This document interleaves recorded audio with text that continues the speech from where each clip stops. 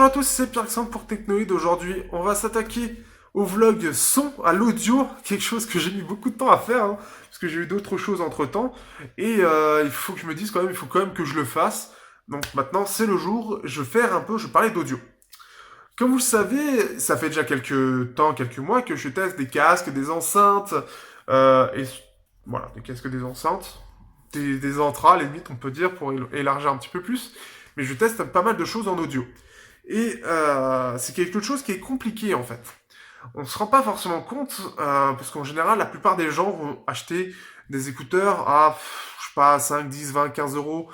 Oui, 20, 15 euros, oui, 15 et plus grand que 20. Voire 30 euros, 40 euros, mais qu'est-ce que ça vaut vraiment? Comment on peut différencier?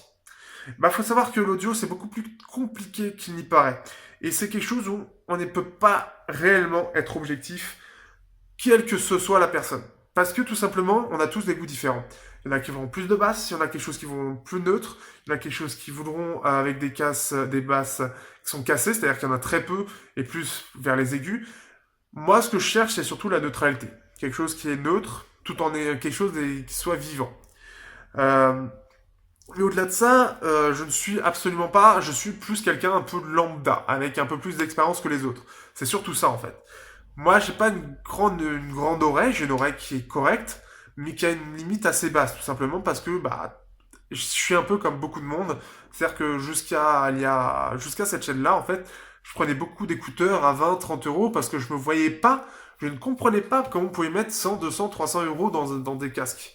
Maintenant, je le comprends beaucoup mieux, mais c'est quelque chose qui est quelque chose de très difficile à comprendre.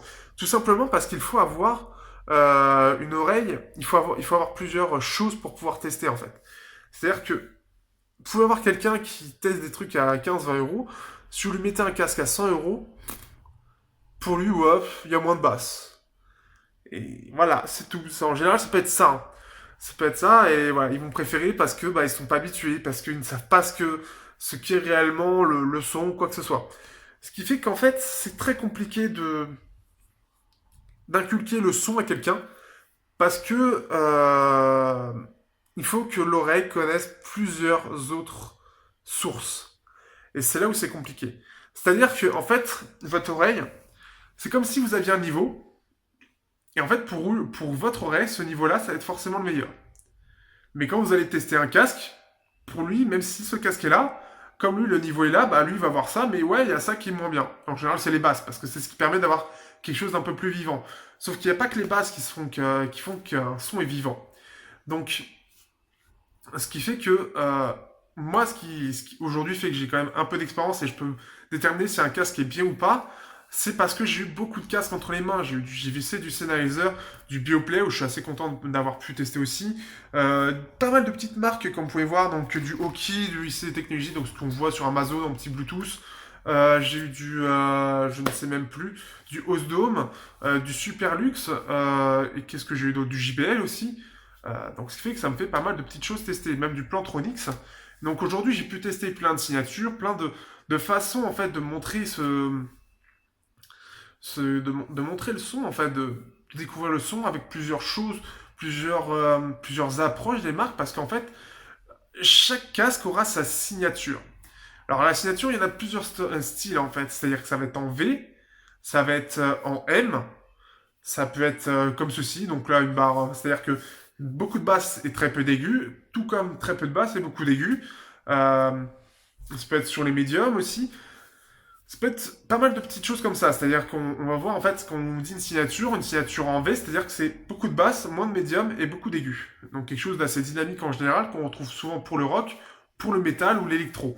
C'est là où ça va être le plus adapté. C'est ce qui rend en général le plus vivant et c'est ce que je préfère. C'est pour moi ce qui se rapproche le plus de quelque chose de naturel sur la plupart des appareils. Beaucoup je les laisse en neutre maintenant parce qu'ils sont de base bien faits.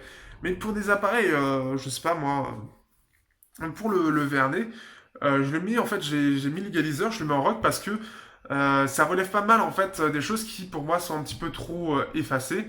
Et donc je le mets en rock et là bah le son a beaucoup plus de punch. Mais ça reste quelque chose de très subjectif et pour ça il faut pouvoir tester. Donc si vous avez la possibilité d'avoir quelqu'un qui a pas mal de casques, qui s'y connaît en audio, si vous avez des magasins tout simplement pour tester des casques, alors le truc c'est que c'est là où ça va être compliqué en fait.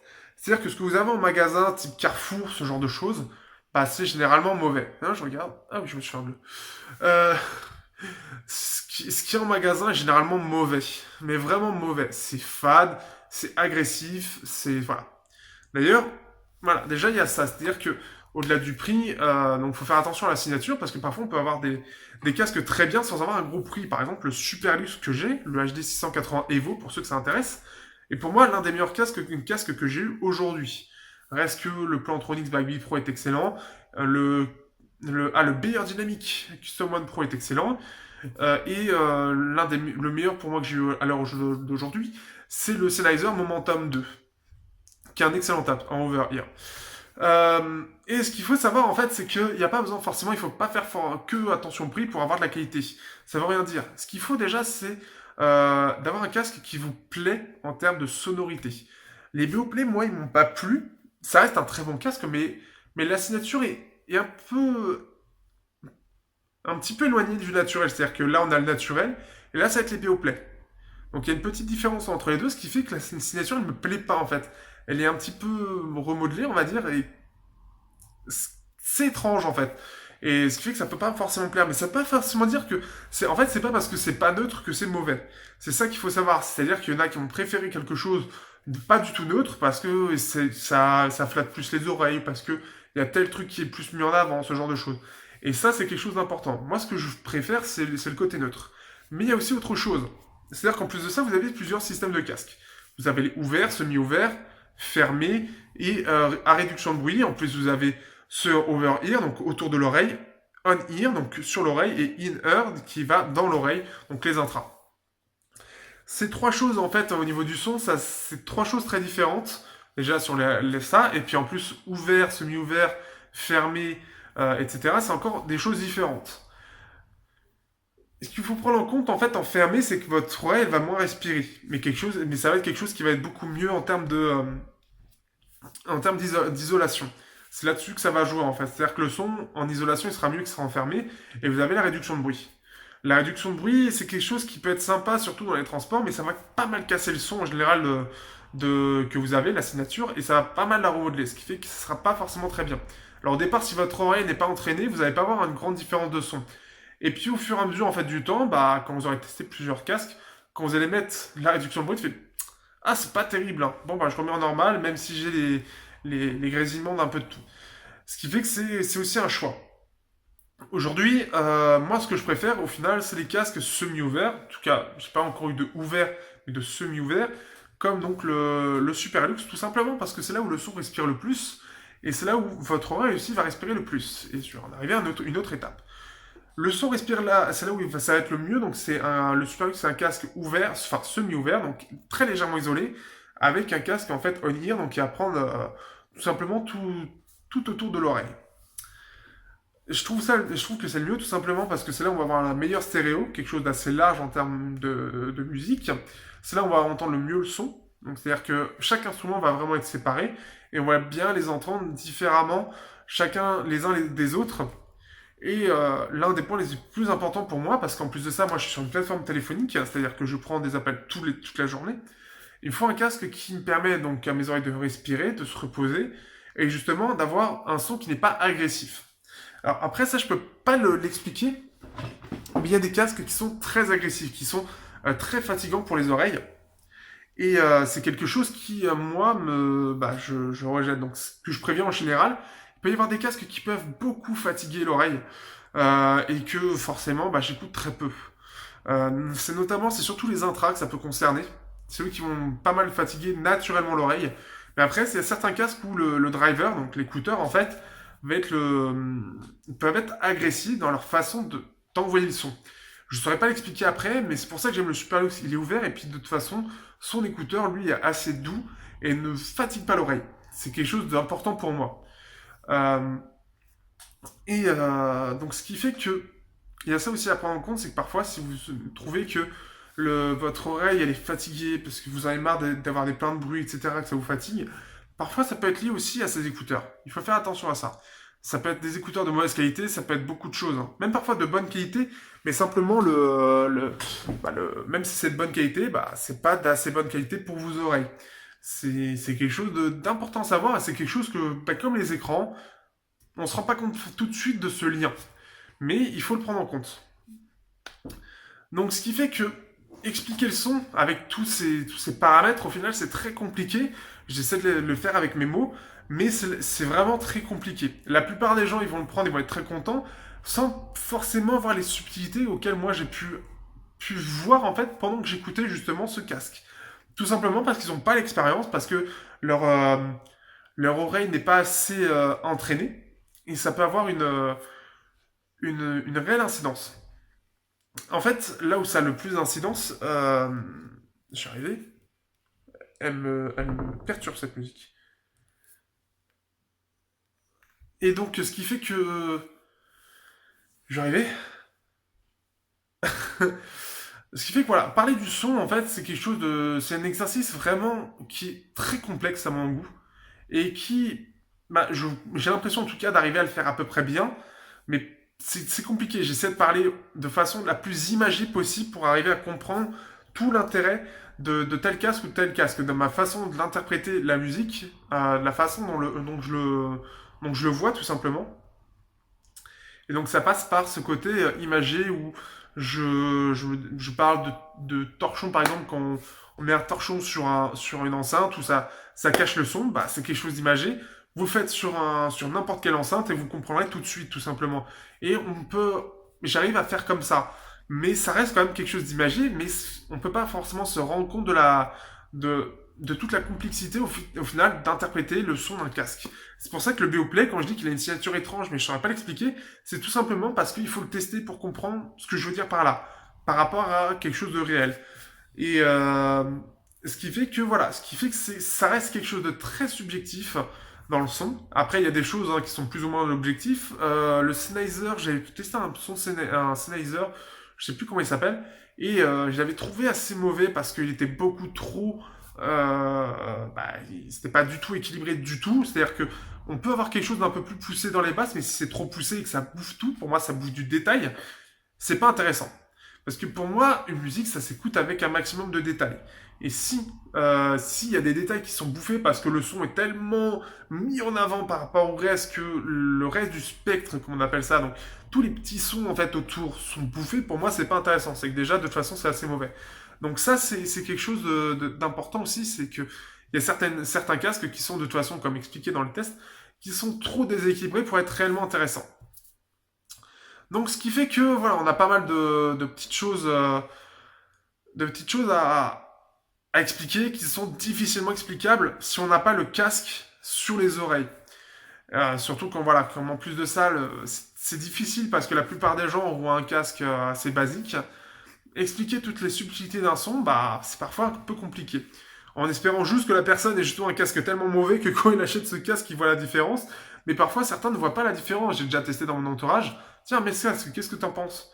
Puis dans les premières minutes, ouais. Puis tu laisses un petit peu, tu remets le casque, tu remets une autre musique. Ouais, effectivement, ouais. Ah oui, on entend ça, on entend ça. Ah, il y a des trucs que j'ai jamais entendus, ceci et cela. Donc voilà, c'est déjà, il y a ça. Il faut savoir aussi que je fais mes tests que sur des smartphones.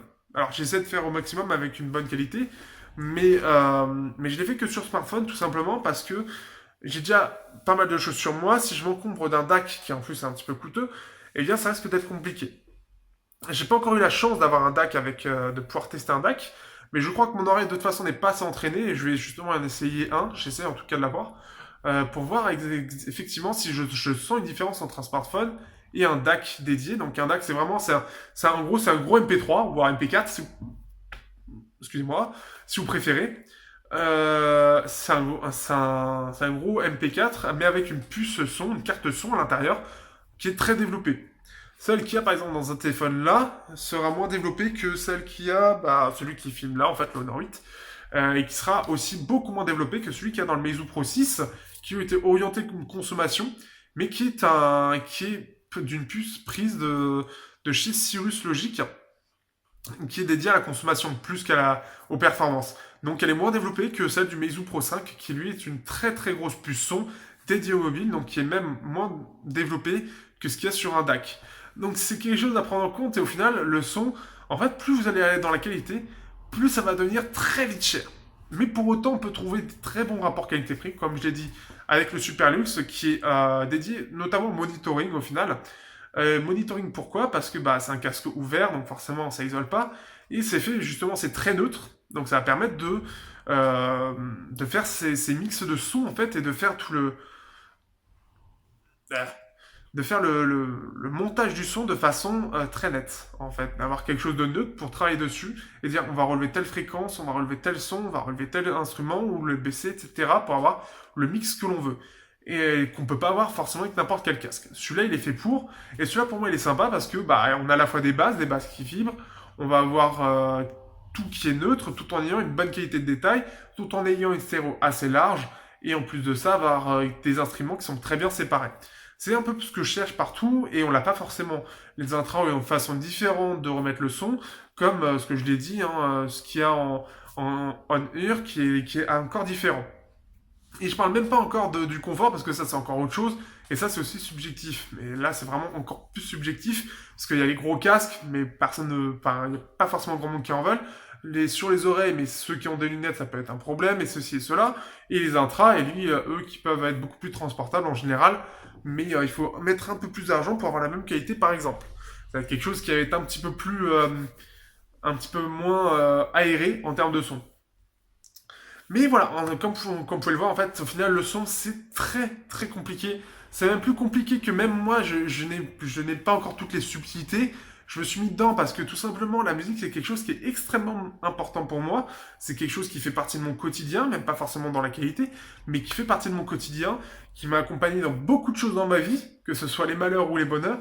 Donc pour moi, pouvoir tester tous ces casques d'une meilleure qualité ou d'une moins bonne, et de pouvoir donner mon avis, pouvoir tester des casques exceptionnels qui me permettent d'avoir un son absolument magique, c'est quelque chose auquel je suis super content de pouvoir profiter. Il n'y a pas forcément grand monde qui peut accéder à ça, et moi j'en profite pour ça. Euh, mais c'est quelque chose pour moi d'important. Mais il y a bien une petite chose à retenir en tout cas dans tout ça, c'est que on peut très bien se satisfaire d'un tra de 20 euros, tout comme se satisfaire d'un tra à 300, 400 euros, comme des casques, etc. Je peux très bien switcher entre des intras ici à 20 euros pour les tests, sans me dire oh mon dieu c'est horrible, il me refaut mon casque. Bon, parfois ça arrive. Mais ce qu'il faut savoir c'est qu'au final, bien sûr on aura toujours une meilleure qualité sur un téléphone, sur un casque bien plus cher, mais on peut avoir une très bonne, quelque chose de très correct avec un des intras ou un casque à 30, 40, 50 euros. Ça pourrait être suffisant pour beaucoup de monde au final. Mais il y a une certaine éducation du son à se faire pour voir toutes les différences qu'il peut y avoir en certains casques, et c'est pas le plus facile à se procurer. Et heureusement, il y a les testeurs pour montrer tout ce qui est bien ou ne l'est pas, mais après, ça reste parfois subjectif. Hein. Même très souvent, même moi, dans ma façon de faire, ça peut être subjectif, mais j'essaie de montrer ma façon des choses, arriver à imaginer tout ça pour montrer ce que je ressens des casques. Et c'est là où c'est compliqué. En tout cas, j'espère que ça vous aura éclairé un petit peu sur le son avec tout ce qu'il y a, toutes les subtilités, etc. Si vous avez des questions, n'hésitez pas dans les commentaires. Je serai heureux d'y répondre. Si vous avez peut-être aussi des ajouts hein, pour certains qui sont très connaisseurs, qui m'ont pas mal aidé d'ailleurs parfois dans certains tests, qui ont communiqué pas mal de petites choses. N'hésitez pas non plus à dire votre avis dans les commentaires, ça me fera beaucoup plaisir. Et n'hésitez pas, pour ceux qui sont intéressés à tout ça, de regarder aussi dans les commentaires. Il y aura peut-être des gens effectivement qui auront dit leur avis sur tout ça et qui peut être intéressant aussi. Sur ce, je vous dis à bientôt sur Technoid pour de prochaines vidéos.